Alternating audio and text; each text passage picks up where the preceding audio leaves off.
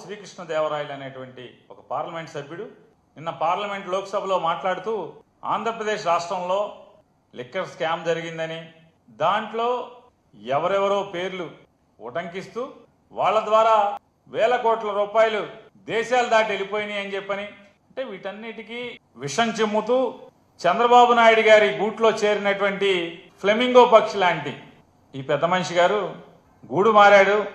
కొత్త గూడులో చేరి చంద్రబాబు చెప్పినట్టుగా చిలక పలుకులు పలుకుతున్నారు లోక్సభలో.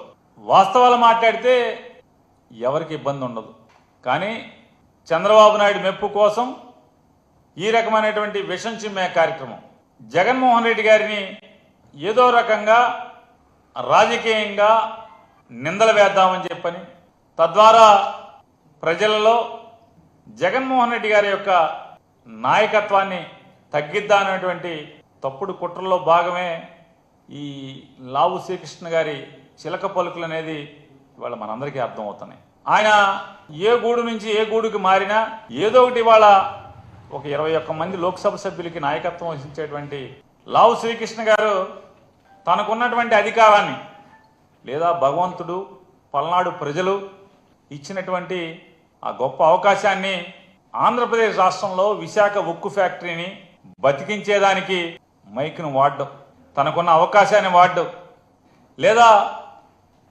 పోలవరం ప్రాజెక్టుకి అరకొర నిధులు కాదయా, సంపూర్ణమైనటువంటి భూసేకరణతో సహా నిర్వాసితులకి చెల్లించాల్సినటువంటి డబ్బులతో సహా తక్షణం చెల్లించండి అని నిలదీసేదానికి లోక్సభలో పల్నాడు ప్రజలు తనకి ఇచ్చినటువంటి మైక్లో మాట్లాడే అవకాశాన్ని ఆయన వాడుకోడు.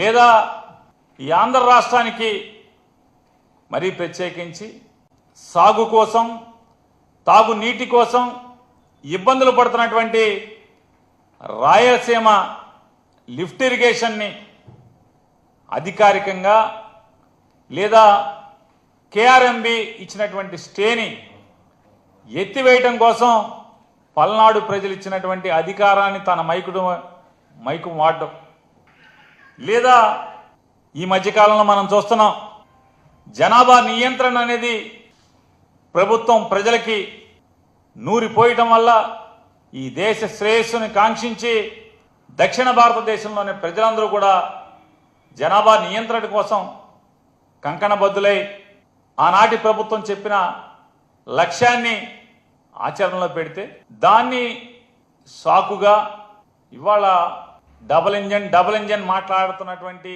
ఈ ఇద్దరు, మోడీ గారు, అమిత్ షా గారు, వాళ్ళిద్దరూ చేస్తున్నటువంటి రాజకీయ ఏదైతే రూల్స్ పేరుతో లేదా జనాభా నిష్పత్తి పేరుతో లేదా జనాభా లెక్కల పేరుతో గడచిన 40-50 సంవత్సరాలుగా ఆపుకుంటూ పాలకులు ఆపుకుంటూ ప్రజానాయకులు ఆపుకుంటూ వస్తున్నటువంటి నియోజకవర్గాల వర్గీకరణని లేదా నియోజకవర్గాల డీలిమిటేషన్ని ఎత్తుగడగా కేవలం ఉత్తర భారతదేశంలోని 2-3 రాష్ట్రాల ఓటుతో ప్రభుత్వాన్ని ఏర్పాటు చేసుకునేలాగా లేదా దక్షిణ భారతంతో సంబంధం లేకుండా దేశాన్ని ఏల్దామని చేస్తున్నటువంటి దుర్మార్గపు ఆలోచనల్ని నిలదీసేదానికి పల్నాడు ప్రజలు ఇచ్చినటువంటి నీ లోక్సభలో మైక్ని వాడుతున్నావా అంటే దానికోసం వాడడం, నీ ప్రాంతం కోసం లేదా పల్నాడులో ఉన్నటువంటి వెనుకబాటుతనం గురించి లేదా పల్నాడులో ఉన్నటువంటి నీటి ఎద్దడి గురించి ఎప్పుడన్నా మాట్లాడుతావా అంటే పల్నాడు ప్రజలు ఇచ్చిన ఆ మైకుని దానికోసం వాడవు, ఈ దేశం కోసం వాడవు, ఈ రాష్ట్రం కోసం వాడవు, దక్షిణ భారతదేశం కోసం వాడవు, మీ ప్రాంతం కోసం కూడా వాడే పని లేదు. కేవలం చంద్రబాబు ఏ కట్టుకథ చెప్తే, ఎటువంటి విషం చిమ్మమని చెప్తే ఆ విషం చిమ్మేటువంటి ఈ చిలక పలుకుల ప్రస్థానమే నిన్న లోక్సభలో లావు శ్రీకృష్ణదేవరాయలు గారు చేసినటువంటి ప్రసంగం. ఆయన చెప్తాడు వెంటనే ఆంధ్రప్రదేశ్లో జరిగిన లిక్కర్ స్కామ్ మీద ఈడీ విచారణ చేసేయాలి, ఆళ్ళెవలో రెడ్డిని ఈళ్ళెవల రెడ్డిని అరెస్ట్ చేసేయాలని మాట్లాడతారు. నేను ఒక్కడే వారిని అడుగుతున్నాను, ఆంధ్రప్రదేశ్ రాష్ట్రంలో లిక్కర్ వ్యాపారం జరిగినప్పుడు లేదా 2019 నుంచి 24 దాకా తమరు పల్నాడు పార్లమెంట్ సభ్యులుగా ఉన్నప్పుడు ఏం తప్పులు జరిగినాయని మీరు అనుకుంటున్నారు? తప్పులు జరిగితే మీరు ఒక పార్లమెంట్ సభ్యుడిగా మీరు ఎందుకు మాట్లాడలేదు, ఎందుకు నిలదీయలేదు? లేదా 2019-24కి జరిగినటువంటి ఈ రాష్ట్రంలో జరిగినటువంటి లిక్కర్ బిజినెస్, లేదా 2024 నుంచి 25 వరకు జరిగిన లిక్కర్ బిజినెస్ చూసుకుంటే ఇదా స్కామ్? అదా చంద్రబాబు నాయుడు ప్రభుత్వం, మీ కూటమి ప్రభుత్వం అందా లిక్కర్ స్కామ్? లేదా ఆ రోజుదా? 2014 నుంచి 19 దాకా ఉన్నటువంటి అంటే డిస్టిలరీస్కి ఇచ్చేటువంటి ప్రభుత్వం ఇచ్చేటువంటి రేట్ ఎంత? 2019 నుంచి 2024 దాకా జగన్మోహన్ రెడ్డి గారి ప్రభుత్వంలో డిస్టిలరీలకి ఎవరైతే మద్యం తయారీదారులకు ఉన్నారో వారికి చెల్లించిన రేట్ ఎంత? ఇవాళ చెల్లిస్తున్న రేట్ ఎంత? ఇవాళ మొత్తం షాపులన్నీ కూడా ఏ రకంగా లిక్కర్ షాపులన్నీ కూడా ఏ రకంగా అడ్డగోలుగా తెలుగుదేశం నాయకులందరూ కూడా ఏ రకంగా చెరబట్టారు. నాడు ద్రౌపదిని ఏ రకంగా మయసభలో లేదా ఆ రోజు ఉన్నటువంటి సభలో దుశ్శాసనుడు చెరబట్టినట్టుగా ఇవాళ లిక్కర్ వ్యాపారం మొత్తాన్ని తెలుగుదేశం పార్టీ శాసనసభ్యులు, తెలుగుదేశం పార్టీ నాయకులు మొత్తం ఎవరికైతే షాపులు వచ్చినాయో లేదా ఎవరి దగ్గర బార్లు ఉన్నాయో వాళ్ళందరినీ దుర్మార్గంగా, దౌర్జన్యంగా లేదా కిరాతకంగా పోలీసుల్ని ప్రయోగించి షాపులు లోపరుచుకోవటం, లేదా రూపాయి పెట్టుబడి లేకుండా నాకు ₹10 వాటా ఇవ్వాలి, పావలా వాటా ఇవ్వాలి అని చెప్పని పేక మీద కత్తి పెట్టడం, లేదా మీ ఇష్టారాజ్యంగా ఎంఆర్పి కంటే కూడా అత్యధికంగా మీరు అమ్ముకోండి, నాకు మాత్రం నెలకింత లంచం ఇవ్వండి అని చెప్పని లంచాలు దండుకుంటున్నటువంటి కింద నియోజకవర్గ స్థాయి తెలుగుదేశం పార్టీ శాసనసభ్యుల దగ్గర నుంచి ఈ రాష్ట్ర ముఖ్యమంత్రి కానీ లేదా ఆయన కుమారుడు కానీ వీళ్ళందరూ దండుకుంటున్నటువంటి ఇదా లిక్కర్ స్కామ్ అంటే? ఏది స్కాము?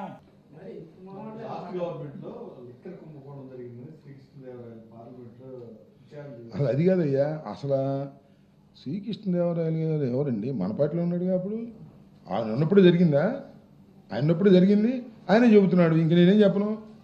ఆయన వైసీపీ ప్రభుత్వంలో పార్లమెంటు సభ్యుడిగా ఉన్నప్పుడే లిక్కర్ జరిగిందని చెబుతున్నాడు కదా, మరి ఆయన్నే అడగాలి. ఇంక మనం ఏం చేయను? ఇంకా ఇంకా ఇంకా ఇంకా నైతిక విలువల గురించి నేనేం చెప్పను. ఇల్లు ఖాళీ చేయడం తగలేయటం అంటే ఏం చేయాలి? ఇంకా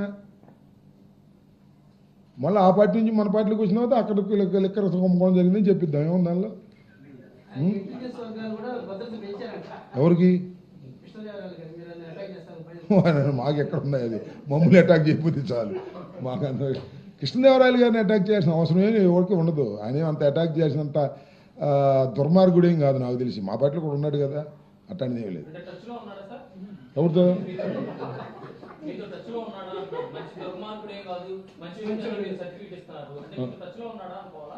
టచ్లో నాకేం లేడే, నాకు టచ్లో ఎందుకు ఉంటాడే? మంచివా అంటే ఆయనతో 5 సంవత్సరాల పాటు ఆయనతో మేము నడిచామయ్యా. మాతో పాటు ఆయన నడిచాడు 5 సంవత్సరాల పాటు. మా పార్లమెంట్ సభ్యుడు, మాతో సన్నిహితంగా మెలిగాడు. ఒక కంచంలో తిని ఒక మంచంలో పడుకున్నంత సామెత లేదు, కానీ చాలా సన్నిహితంగా మెలిగాం కాబట్టి చెబుతున్నా. దుర్మార్గుడు కాదని చెప్పా. కాకపోతే ఇల్లు ఖాళీ చేసి మా ఇల్లు పోయిందే ఇల్లు మా తగలేద్దాం అంటున్నాడు. అంటే తప్పన్నా అని చెబుతున్నా. తప్పునైనా కృష్ణదేవరాయలు గారు, మీరున్నప్పుడే కదా ఇక్కడ కుంభకోణం జరిగిందని మీరు ఆరోపిస్తున్నారు. అలాంటి ఆరోపణ తప్పు. మీరు అట్లా ఆరోపించే అర్హత మీకు లేదు అని చెబుతున్నా. ఏదో పెమ్మసాని చేశాడంటే పెమ్మసాని తెలుగుదేశంలో ఉన్నాడు, తెలుగుదేశంలో పెరిగాడు. ఆయనేమో కాంగ్రెస్లో పెరిగాడు, తెలుగుదేశంలోకి వెళ్ళాడు. కాంగ్రెస్లో వైఎస్ఆర్సీపీలో నేనుండగానే ఇక్కడ కుంభకోణం జరిగిందని చెబుతున్నాడు. ఇది ధర్మం కాదని చెబుతున్నా. ధర్మం కాదు, దుర్మార్గుడు కాదు అని చెబుతున్నా. ఎందుకు చెప్పాను దుర్మార్గుడు కాదని? ఆయనకి ఏదో పోలీస్ బందోబస్తు పెట్టారని, ఆయన మీద ఏదో అటాక్ జరుగుతుందని అంటున్నాడని, అటాక్ చేయాల్సిన దుర్మార్గుడు కాదని చెబుతున్నా. అందువల్ల ఇక నాతో టచ్లో ఉన్నాడు, లేకపోతే నేను అటు వెళ్తాను, ఆయన ఇటు వస్తాడు. ఎందుకు ఇవన్నీ రాసుకోను, నాకేం అభ్యంతరం లేదు.